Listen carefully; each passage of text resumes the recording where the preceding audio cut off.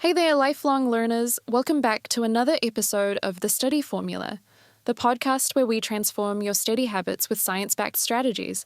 I'm Paige Martin, your guide to mastering the art of learning. So let me ask you this. Have you ever spent hours taking notes only to find that, come test time, your mind is a complete blank slate? You're not alone.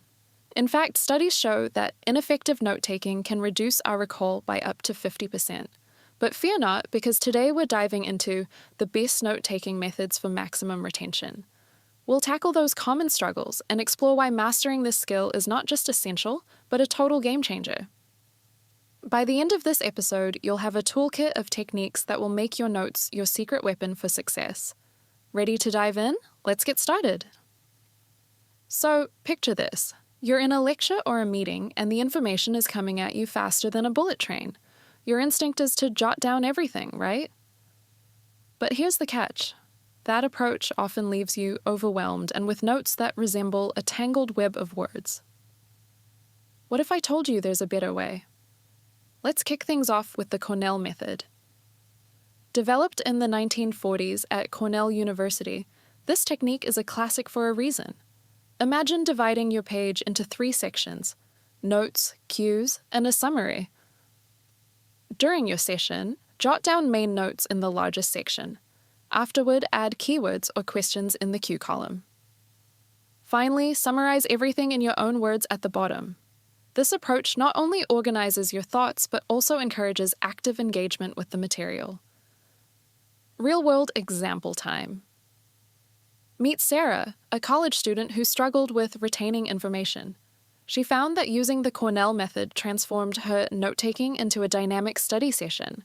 By revisiting the cue column and summary before exams, she boosted her retention and aced her tests, turning stress into success. Next up, we have the mapping method. Perfect for visual learners who thrive on seeing connections. Start with a main topic at the center and branch out with subtopics, creating a visual map of the information. This method helps you weave together ideas, making it easier to recall later. Imagine you're learning about ecosystems. You'd start with ecosystems in the center, then branch out to tropical, desert, marine, and so on. This creates a visual hierarchy that sticks in your mind. Give it a try and watch your understanding grow. And for those of you who prefer a more linear approach, say hello to the outline method. It's all about structure. Main topics, subtopics, and details, all neatly organized. This method is excellent for lectures that follow a clear format and helps you create a concise, organized set of notes.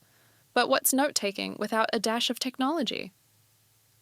Enter apps like Notion or OneNote. These digital tools can transform your note-taking game by integrating multimedia elements, linking resources, and even setting reminders for review sessions. Digital doesn't have to mean disconnected, it can mean dynamic and interactive. By now you might be wondering which method is right for me. The beauty is in the trial and error. Experiment with these techniques, combine them, and discover what resonates with your learning style. Remember, the goal is not just to take notes, but to make notes work for you. As we wrap up today's journey into the world of note-taking, remember this. Effective note-taking is more than a skill. It's a superpower that unlocks deeper understanding and retention. Whether you're a student, a professional, or a lifelong learner, mastering this art is your ticket to enhanced productivity and success. So, here's my challenge to you. Pick one method we discussed today and try it out in your next study session or meeting. Observe the difference it makes, and most importantly, enjoy the process of learning more effectively. Thank you for joining me on this episode of The Study Formula. If you found this helpful, don't forget to subscribe, leave a review, and share it with your fellow learners. Until next time, keep learning, keep growing, and remember, you have the power to transform your study habits.